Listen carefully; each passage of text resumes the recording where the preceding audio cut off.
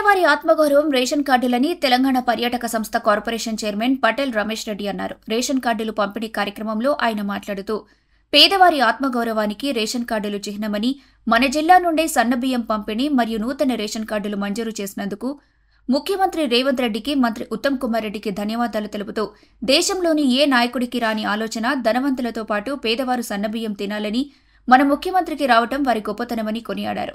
అర్హత కలిగిన ప్రతి ఒక్కరికి ఇల్లు ఇవ్వాలని, గతంలో కాంగ్రెస్ ప్రభుత్వం ఉన్నప్పుడు 20 లక్షల ఇళ్లను నిర్మించారని, మళ్లీ ఇప్పుడు నియోజకవర్గానికి 3,500 చొప్పున మొత్తం 5 ఏళ్లలో 20 లక్షల ఇళ్లు నిర్మిస్తామని తెలిపారు.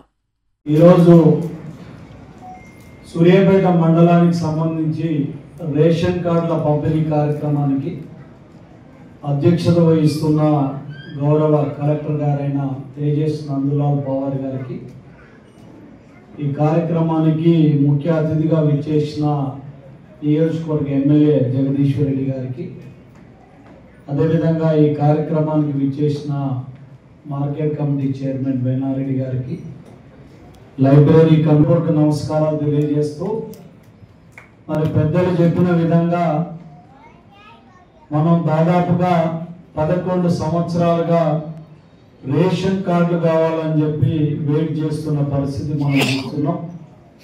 మరి ఈరోజు రేవంత్ రెడ్డి గారు ముఖ్యమంత్రి అయిన తర్వాత, ప్రభుత్వం వచ్చిన తర్వాత ఏదైతే మేము మేనిఫెస్టోలో ఆడుకుంటున్నాం, ఇప్పుడే వేమారెడ్డి గారు చెప్పినట్టు ఎవరు కూడా ఇళ్ల గురించి ఆందోళన చెందాల్సిన అవసరం లేదు.